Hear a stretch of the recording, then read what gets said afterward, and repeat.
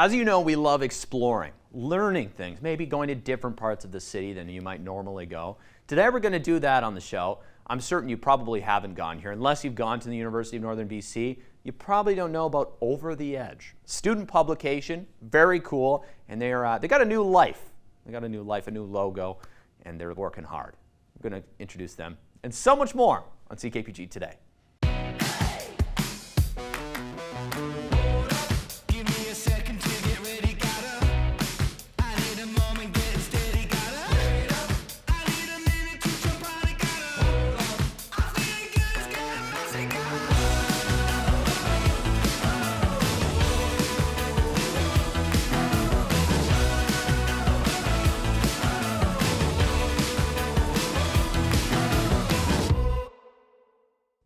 Coming up on March 9th, the Prince George Symphony Orchestra is back at it here in Prince George with the Grieg Piano Concerto. Did I say that right? That's correct. Michael, thanks for coming in. Thank you, Caden. Nice to see you. I always give it my best. No, it's perfect. That was perfectly pronounced, yeah. And listen, for those who don't know, concerto is just a piece where you have a solo instrument and the orchestra. Oh, okay. That's what a concerto is. Violin concerto, piano concerto, whatever the instrument is, right? Guitar concerto sometimes, saxophone concerto. So it's a great soloist, and this time we have David Fung. Yes, special guest. He's great. Yeah, tell me about him. He's great. So he used to teach at UNBC. Okay. Right? And now he teaches at the Manhattan School of Music. Wow.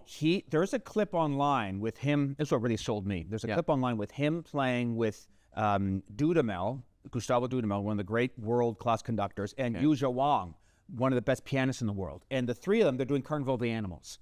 So I look at David in this situation, I go, oh my God, that's like top of the world. That's a lead company. That's exactly right. So I'm thinking, this is great. This guy. Now, again, like a lot of our soloists, I don't know him personally. I'm going to meet him for the first time on Saturday when we do our concert on Sunday. That's exciting. Which is kind of crazy, isn't it? But that's how it works in this business. So anyway, concerto, so he's going to be the pianist. Yeah. The Grieg is one of the most famous piano concertos. And there's a reason for it. It's so exciting. There's drama. There's beautiful melodies. The beginning starts with this cascading piano sort of section. Thrilling. So it kind of starts with a bang, the piece. And so we're really looking forward to performing it with David. Yeah, that'll be fun. It's like when you guys did Alex Cuba, you probably just got to meet him the day before. So. That's about right, you see. And I always lament the fact that, these are great musicians and great people to get to know, and you only get to know them for a few days. Then the day after, they're flying to their next gig. And, there you go. But hopefully and usually you have a great performance under your belt. So, This is pretty cool. You guys got many special guests throughout the season. Have you had this one marked on your calendar, though, for a while? Yeah. I mean, I love the Grieg, and we haven't actually performed the Grieg yet in all the repertoire we've done for the many years I've been with the orchestra, which has been, 9 years now, I think. And you haven't done it? No, it's one of the big pieces, like Beethoven's Fifth Symphony, one of these big staple pieces that we just haven't done. So when it came to programming this year, I thought, we got to get this on the books. So it's been on my calendar because it's just such a thrilling piece in 3 movements. As I said, drama, tender, and also by Grieg, who's a Norwegian composer. So you get a sense of there's a certain amount of a style that Grieg and then our other composer, Sibelius, for example, is another composer, and he's from Finland. Okay. So there's a kind of reflection of the land that they live in, and the style of the music of that part of the world. We have Leslie Opatrill, which is a British Colombian composer, young girl, really great. And we're going to play her a piece called A Blurry Walk. And basically, that's also a little bit about the country we live in. It describes in a general way the cold, stark nature of wintertime up north. And so the music reflects, and the Sibelius too, this cold sort of Finnish landscape. So the music kind of reflects this cool, sometimes majestic quality of the country. So there's this funny connection between the music that these composers write and where they come from, which makes a lot of sense. That's pretty cool. Do you find it change a lot with composers where they compose their music? For sure. I mean, think of an Italian composer, right? The warm weather, a French composer, this sort of, again, hard to just talk music in sort of words, but yes, absolutely. Different country, American composers. And the kind of way they project themselves and the way they project either subconsciously or consciously the country they live in. So absolutely. It's very funny that you know, because I mean, you're a product of where you come from. Yep. And that's how you write the music, because you're embedded in that. So Leslie will be here on the weekend, so people get a chance to ask her questions, talk to her about why she wrote the piece and all the details. So that's great to hear from a living composer. Yeah. How often do you get that chance to do that? Not with Sibelius, who's dead, Grieg, who's dead. Beethoven's dead. Beethoven's dead. So it's really actually kind of a thrill, because you get to hear from the horse's mouth. Yeah. And especially as you're rehearsing the piece. So she's going to be here for rehearsals. So, well, you know, what were you thinking? Is this right? Should I do more of this? So you actually can talk to the actual creator and bring the piece to life the way she would like it. You know, cool. Yeah.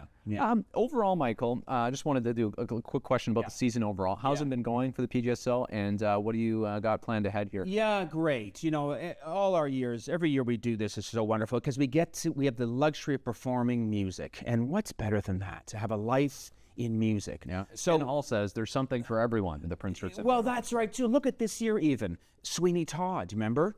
That was a whole different thing. It was. I'm trying to think what else. And then coming up, we have our final concert of the year. There's so much music I'm trying to think of what well, we've you guys done. got chamber socials. You got kids concerts. That's right, though, kids concerts too, which is really wonderful.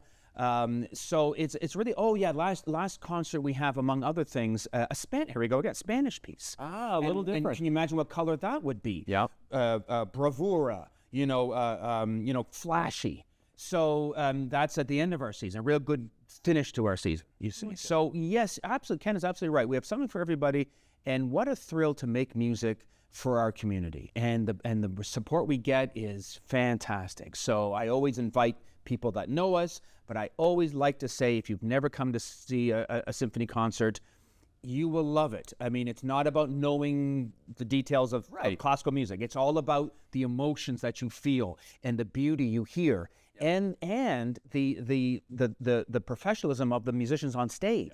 It's quite amazing to see the quality and hear the quality of these musicians. Yeah, I remember the first time I came and took in the symphony, and I was just like, wow. Yeah. Like, these guys are incredible. They're all pros. I mean, we have amateur players, classified and pros and all that. But every one of them, if you're on that stage playing the Grieg or what have you, I mean, you know what you're doing. Definitely. So these are great musicians, both from our community and also from out of town. Yeah, awesome. Well, thanks for coming in today, My Michael. pleasure. Always great to chat about the PGSO, and there's lots to look forward to. As we said before, something for everyone.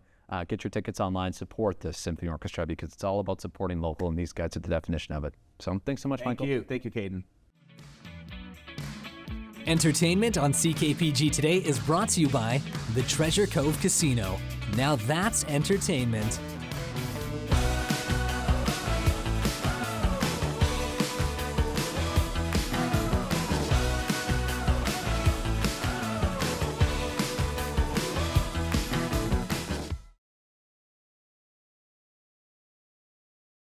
Up here at Over the Edge at the University of Northern BC, as you can see on the window, extinguished in 1994 when the university was. And they're working hard here, Lily, to refresh the brand. And we figured we'd go check it out today with the acting editor-in-chief, Ahmad. How's it going? Good, how are you? Yeah, good. So tell me a little bit about Over the Edge and what you guys are all about. Over the Edge is the student newspaper here at UNBC, and we're all about kind of getting the right now, especially with our partnership with the Prince George Citizen, is getting the connection between the city and the town and getting student stories out there. So that's kind of what we're doing here. I like it. Yeah, there's a couple dishes you can see on the counter. How many editions have you done so far this year? This is our 6th edition so far, so 2 more to come, and then that'll be the wrap for this year. I like it. Yeah, you guys get summer holidays. Yeah.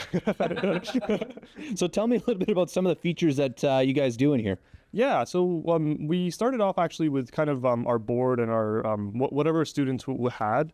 And we're slowly trying to incorporate different pieces as we're coming. Like, there's a story there about, the possibility of Cold War bunkers in Prince George. Something that's an interest to me, but like, I didn't think anyone would want to read about it. But we've been getting a lot of input from the community and students about where would this be, and some ideas as well. Interesting. It's funny, on our show, I never really know what to expect every time we do a feature, and like what people are going to say. And it's always the ones I'm not quite expecting to get the most feedback on that get the most feedback. You guys, same thing? Yeah, no, it's totally the same. Like, we don't really know what people are expecting. We get letters physically about things we never thought people would really care about. We just thought, oh, this would be cool to put there. So That's pretty cool. That's pretty cool. Okay, well, there's a lot of activity in this office. How many members of your team do you have?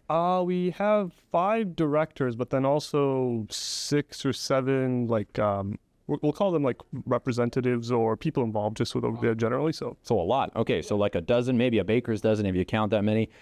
There's some in the newsroom. Or you call it? It's a newsroom, right? Kind of. Yeah. Okay, let's go check out the newsroom here.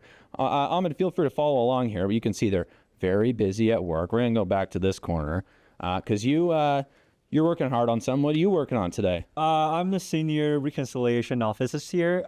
So basically a bookkeeper. I control over the finance records and the entries and stuff. Okay. Does this go along like you doing business at UNBC here?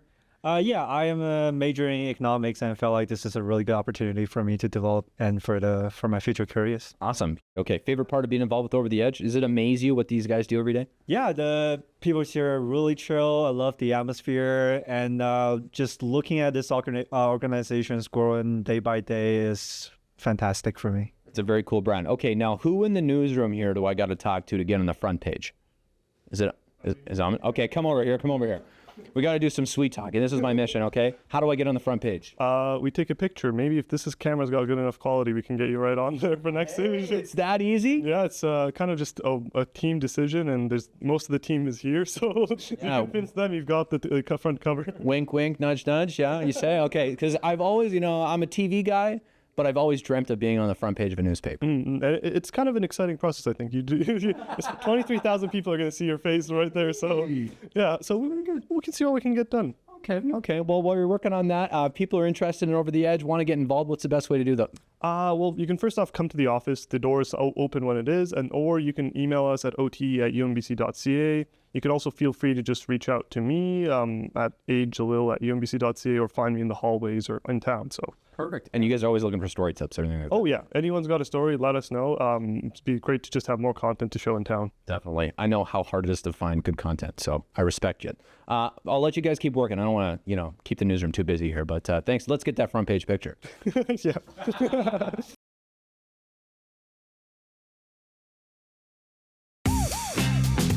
Miss an episode? That's okay, life gets busy. We get it. Or maybe you didn't miss anything, but you're here to watch that one feature again because honestly, it was that good. No judgment. Here's the good news. You can relive every moment of the CKPG Today Show whenever you want. Head over to ckpgtoday.ca, click on the Today Show tab, and voila. So grab some snacks, kick back, and binge away because let's face it, life's too short to miss out on great local TV.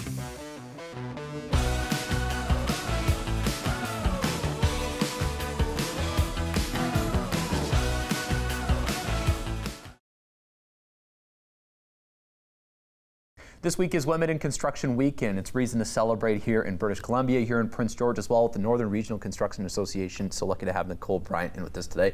Nicole, thanks for making the time to chat. Thanks so much for having me. I really appreciate it. So women in construction, how many are there in BC? I understand this is a growing demographic, actually. It is a growing demographic. So currently there's about 167,000 active trades workers in BC. About 5.5% of that is women. So we're seeing that as about a 24% increase in the last 5 years. So that's a positive statistic. So it looks like about 9,000 or 9,500 workers. Wow, that's pretty cool. So probably a growing trend then of guys, I'm going to joke the old classic trades guy retiring and lots of them being replaced by women. I remember this being a push when I went to high school. Is that a pretty continual push with kids in high school nowadays? It is, yeah. We really do try to get into high schools and just promote trades as being a viable career. Yeah. Trades as far as women in construction, now we were talking about the definition of what the stats mean. That doesn't even include all of the women that work maybe on the, you could say jobs that are tied to construction, just not trades, right? That's right. So there's still a lot of active jobs in construction that aren't directly hands-on or on the tools. So you would have your engineers, your project managers, your project coordinators, safety people, and then there's a lot of admin staff as well. Mm-hmm. Like yourself, helping out. You're maybe not the trades, working with the tools, but you're working, helping. Walk me a little bit about what you've learned over your time with the Construction Association, and maybe just the growth of women that you've even seen locally. Well, so we've been pretty active with our Women in Construction. We have a Women in Construction committee that's quite dedicated to helping remove the barriers to women entering the trades or construction. We do have a bursary that's offered for women getting into a construction-related career, whether that be trades or even STEM. And so our committee aims to create a community around women in construction, so networking events and different things to help create a little bit of sense of belonging to the construction industry, as well as removing barriers for women looking to get in. Gotcha. Okay, so trades included within that. Is that everything from like a carpenter to like an electrician and painters in between, or what? Everything. Everything. Yeah, okay, there's cool. so many different things that fall under trades. Of course, our mind usually goes to the main carpentry, mechanical, electrical, but we also have to think that we have masons, we have civil engineering, we have heavy equipment operators, we have our vertical construction, which is our road builders as well. Oh, yeah, so there's okay. a lot of different areas or aspects to get into the trades. Huh, cool. And I know, the college here in Prince George, BCIT down south, plenty of schools in the province, but also trying to break the barriers and give more opportunities to women. How cool is it to be, I guess, part of that group trying to shape the future that way? I really enjoy it. So I get to talk to a lot of women who have spent a lot of time in this career or in the trades or construction industry.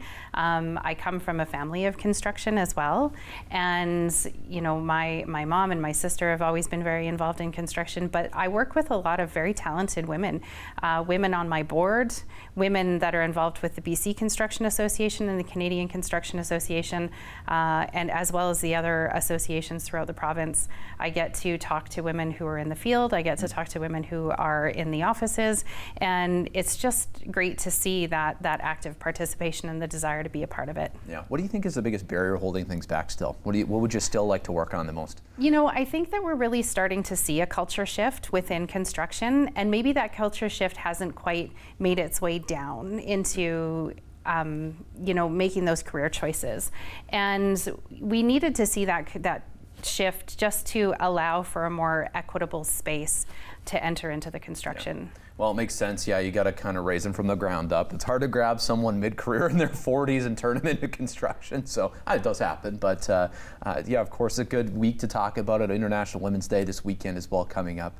If you were just to give any advice to people watching out there, maybe with daughters, maybe they're watching themselves, they're interested, what would you say if they're thinking about getting into construction? I would say that you should support all the women that are looking to get into construction. I think finding a mentor is really important. I think that in any level of construction, finding a mentor is important, but I think it's equally or even more so with women, to find somebody that you can use as a sounding board. And there's lots of great mentorship programs out there.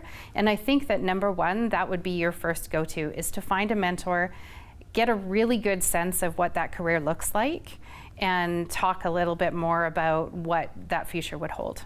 Awesome. Great words of wisdom. Thanks for coming on today, Nicole. I appreciate your time, and happy Women in Construction Week. Thank you so much.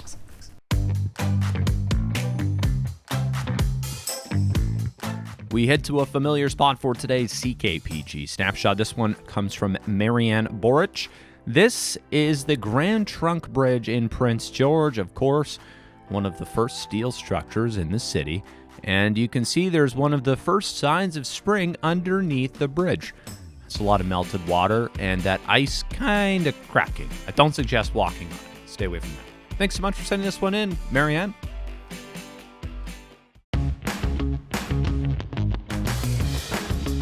Hey there, got an idea or suggestion for the show? Reach out and connect through our social media or send us an email at letstalk@ckpgtoday.ca.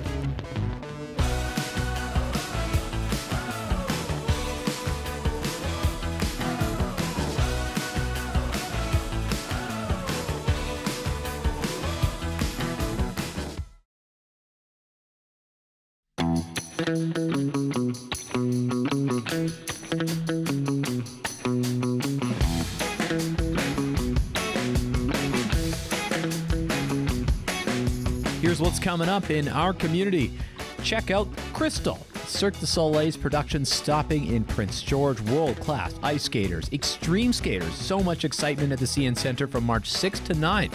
You won't want to miss this. Tickets at ticketsnorth.ca. Check out the PG Conference and Civic Center for a return of a tradition. This is an evening in India in support of the Spirit of the North Healthcare Foundation and Cardiac Care in Prince George. It's your chance to try a bunch of Indian food for a good cause. Check out UNBC for the Central Interior Science Exhibition. This is a chance to see some youngsters with some impressive science experiments they want to show you. That happens March 8th up at UNBC.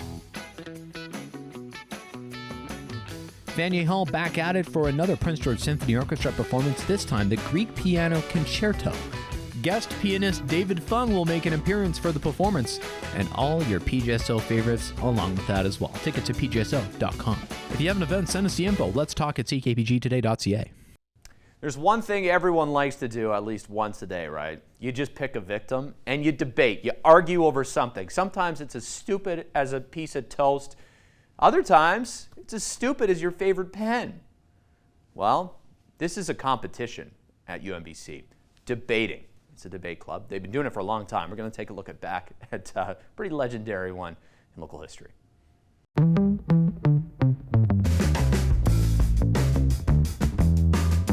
A lot of arguing going on in this day. 1992, the provincial championships were happening in Vancouver for debating. And there were some local representation as well. 16 local students actually talked their way into the trip, literally. Students, 12 from Kelly Road at the time, and as you can see here in the photo, Rebecca Stiles and Kirsty McWalter were two of the headliners. They're both in grade 11 at the time that went to provincials the year before this and are going again. No arguing about that. Do you think they argued about when they would go to the mass competition or what they would eat on the way? I can only imagine that trip, right? Arguing about everything for practice, I'm sure.